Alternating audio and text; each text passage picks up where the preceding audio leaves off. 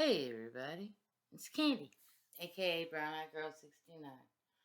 I'm still not used to the uh, computer when it starts recording. Mm, it's April 21st. Um, I have a story to share, and I've been meaning to share it. I was actually thinking about sharing it a couple of days ago, because that was the actual anniversary of the federal building getting blowed up in Oklahoma City. And being that I'm from Oklahoma and all, I thought, I have firsthand knowledge of some of the things. See, the bombing happened in 1995, 30 years ago. Um, Basically, I worked at a little convenience store in Garland, Texas, and my shift was like 2:30 to 10:30. So I never really was able to catch the news. Um, but let me give you a little bit of a backdrop. In 1992 to 1993, probably for about 6 to 8 months, I worked as a courier in Oklahoma City. I had a little 1991 GMC pickup truck, extended cab. It was the cutest little thing. I love that thing. And basically, I had a CB radio installed in my truck, and we had different areas of Oklahoma City designated to be boundaries, I guess, and we had different names for them. I was number 3. That was my call number. So in the morning times when I would come on, I would just come out to my truck. I didn't even have to be at the location to clock in. I just walk out of my apartment, get in my vehicle, turn it on, turn on the radio, and radio in. Hey, dispatch, this is number 3. I'm on in whatever area it was I was in. I can't remember the area that I lived in, what it was called, but there was a specific name for that area. And they'd be like, okay, well, you're first out if we get a call in that area. Or if somebody else was in the area and already called in, they'd be like, you're second out or whatever. Sometimes I'd sit there and see if I could get a call to go on. We dealt with a lot of Hibden Tire Centers. We would pick up tires, take them from like one location to another. We picked up a lot of prescription drugs and delivered it to um, people in their homes. Um, we'd pick up paperwork from lawyers' offices, um, accountant offices, different businesses, different firms that needed to be delivered somewhere. Some of the time, my deliveries would take me to the federal building in downtown Oklahoma City. And the Social Security Administration was on the first floor along with the daycare.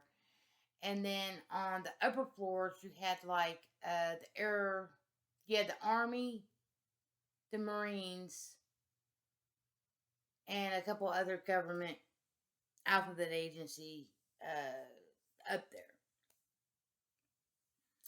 And sometimes I would have to pick up stuff from the federal building and take it to wherever else that it needed to go.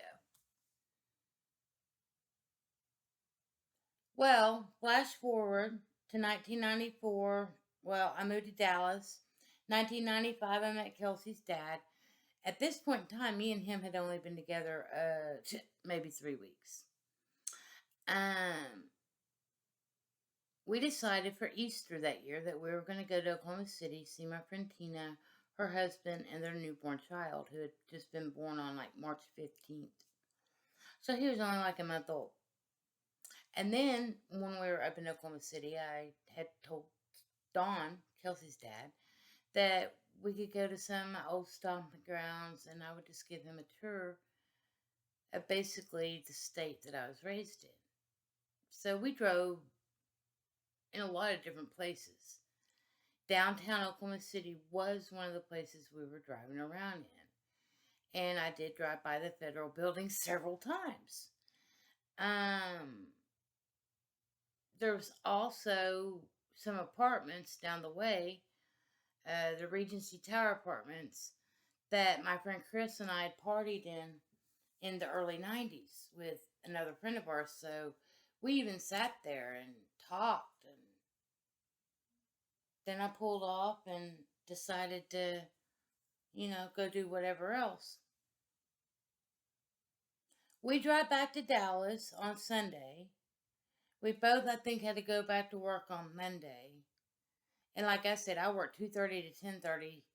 So I never really got up in time to watch the news on the noon news. I was too busy just waking up, getting to eat, getting things ready to go for my shift, at 2:30.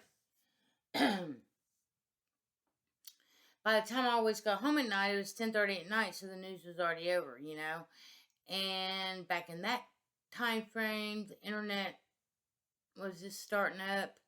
And yeah, that, it required all these things to even get connected, it was ridiculous. So, we weren't in the loop, so to speak, back then. It took me a couple days before I heard the news of the bombing. I was like, first thing I did was I called my friend Tina. Why? Because her husband worked at Kerr-McGee, which was like just a block back behind the federal building.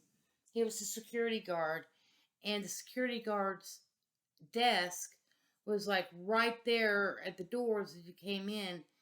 But the whole Kerr-McGee building itself was just made of glass. So those were my main concerns, was my friend Tina and her husband and her baby. I called and found out that everything was okay with them. But then there I was, involved with trying to get as much information as I could on the TV, throughout the coming days and whatnot.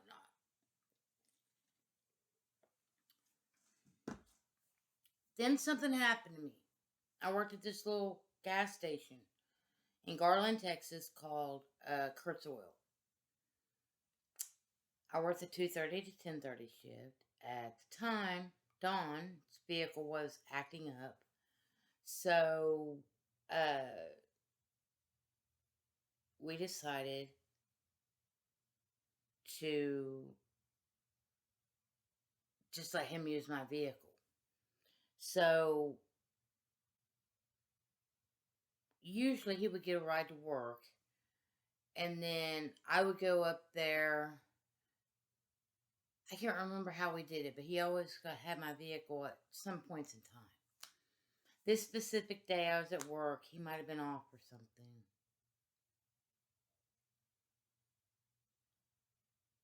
I noticed a black car with two men in suits in it, driving by very frequently in front on the main road that was out in front of my store.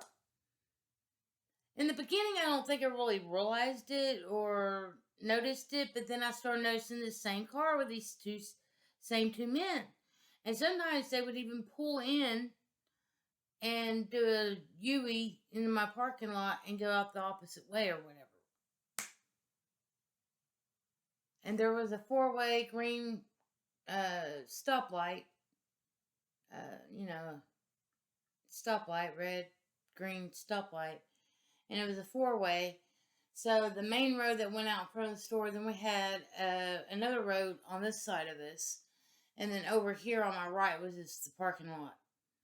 And the other road that just kept going. And then another like row of businesses or whatever. It was starting to freak me out. So I called the cops. They did nothing about it. I'm just going to go ahead and read a comment about basically my story and let y'all see what you think about it. I lived in Dallas at the time. However, I was in Oklahoma City that weekend for Easter to visit my best friend, her husband, and newborn baby. My new boyfriend was with me. We'd been together for like 2 to 3 weeks. I also was raised in Oklahoma, lived and worked in OKC before I moved to Dallas, so while I was back visiting, I took my boyfriend around to some of my old stomping grounds and some of the places I'd worked. I never worked in the federal building, but I was a courier that took a lot of things to and from the federal building. So my boyfriend and I was driving around a lot of places in downtown Oklahoma City before we came back to Dallas. I didn't even know of the bombing until the day or two after it happened. We didn't watch much TV, and because of our work schedules, I'd never seen the news. I happened to hear about it through a customer of mine. Probably about 4 to 5 days after the bombing, I was being stalked by men in suits driving a black car. They would drive by my job. I even called the cops, but they never did anything, which I considered very strange. My boyfriend had my truck, and he'd gotten off work at 5 p.m. and always came by my job. Well, when he showed up, these men confronted him and started asking him all sorts of questions. Wanted to look at his arms and chest. He had tattoos. Then they let him go, and we never seen or heard from him again. When I asked him what it was all about, he said it was because they said it had something to do with us driving down in Oklahoma City a couple of days before the bombing. And that actually happened to me. These men they sat at the back of my store and just sat there and waited. And I'll tell you what, I was freaked out. And I told a couple of my regular customers that they might want to try to keep an eye on me, like driving by the store every few minutes, because these men had been sitting in the back of my parking lot since X amount of time, and they'd been driving by. I'd actually called the police, but the police never showed up. They just kept telling me that if anything else happened, to let them know. Call them again. I think I called the cops like twice, but they never showed up and did anything. But I knew that Don would eventually be there. Well, it's like I said, we had to put gas in my car. So he pulled up to put gas in the vehicle, and that's when they came up. Basically, they followed him and parked behind him. Next thing you know, and we had these like speakers that I could listen to what was going on outside. So I turned on the speakers that was closest to the pump he was at, so I could try to hear. I could hear him saying certain things to him, but I couldn't hear the whole conversation. But I had a visual, and basically they made him take off his shirt, and they were looking at the tattoo on his arm that he had, and he had a tattoo on his chest, and those were the only 2 tattoos he had on his body.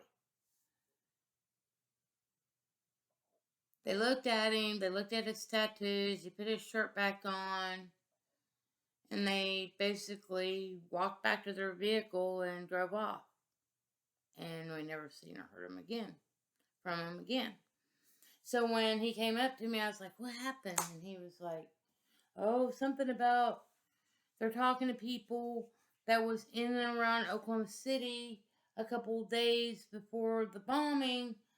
And our vehicle was caught on CCTV. One of the cameras caught our vehicle driving around the federal building. I was like, okay, yeah, it makes sense, I guess, you know? But it was just a strange thing at the time that it happened, you know? But that in some shape, form, or fashion, we were questioned about the bombing in a roundabout way. And I will tell you this. whoever those dudes were that was waiting on Dawn, but didn't want to say anything to me. That was another thing I found kind of strange was they didn't want to question me over anything. But if they had us on camera, uh, I would be seen too. And the vehicle was in my name, so I know they had all my information. But yeah. So that's, they will definitely make you uncomfortable and they definitely will stalk you and they won't do anything about it. And then when you try to get the local police to help you out, they don't do anything about it either because they're already in on the know and they already know why those people are there, even though you don't. But they're not going to give you any reason as to why those people are there or why you feel like you're being stalked by these people. So anyway, that's just my little personal story to go along with April 19th, 1995.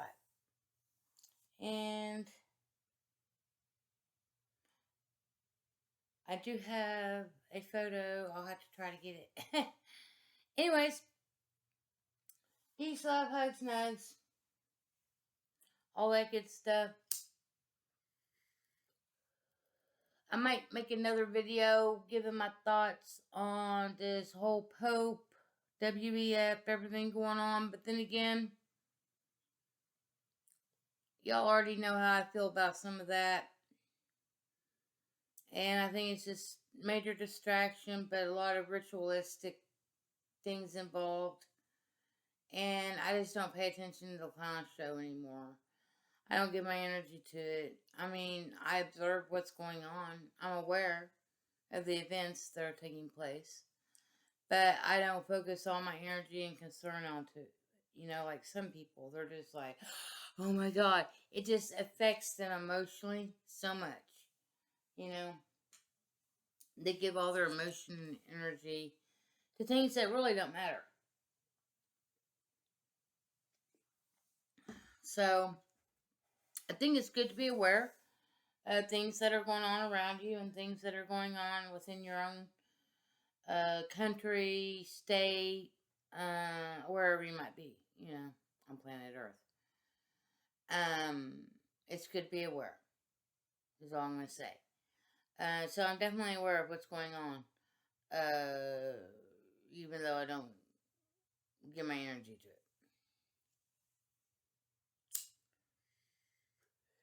I was smoking on some, I think it was pistachio runts. I don't know, I did white widow. Those are the two herbs I have right now, two strains of herb that I have right now. It's white widow, which is my sativa, and pistachio runts, which is a hybrid. It's more of a 50-50, and I've smoked a lot of that. Today is the 21st, almost 22nd, so I'm basically about 11 and a half days out from my surgery. Scars or the incisions are healing very well. I'm still experiencing a little bit of pain on occasion. But I haven't really. I took a pain pill today, this evening, after 3 days of not having any pain relief at all. It's definitely something that I'm making mental note of and writing notes about my whole recovery that I will be discussing with my doctor when I go see her on April 28th. But basically, overall, if I had to give just overall general review about how my recovery is going this far, I think I've done awesome, wonderful, and amazing. Honestly. I can't believe it's only been 12 days since I had my surgery. Because in some ways it feels longer than that because of how good I feel. But I also know not to push myself. If I start feeling tired or if I start having pain in certain areas of my body because of me sitting up too much or whatever, I usually go lay down. in the very beginning when I first got home, I was sleeping like a lot because I was recovering. I was sleeping a lot in the afternoon, and I would usually go to bed around 9 or 10 o'clock at night, sleep till like 4 or 5 in the morning, and then get up, and then be up until like 1 in the afternoon, and then I would sleep until like 5 or 6 in the evening. Stay up till midnight, 1 o'clock in the morning. My hours definitely shifted, but I was sleeping anywhere from 6 to 8 hours at night, and usually anywhere from 3 to 5 hours during the afternoon. So 6 hours in the morning or at night, and 3 to 5 hours of a nap. That's about 11 hours average. 9 to 11 hours I was sleeping a day. So I guess it wasn't too bad. I was taking my pain meds and taking it easy. So I'm on the road to recovery, very much so. Anyway, it's 21 minutes and 20 seconds into this, and I'll catch y'all on the next go around. Peace, love, hugs, nugs, and I'm out.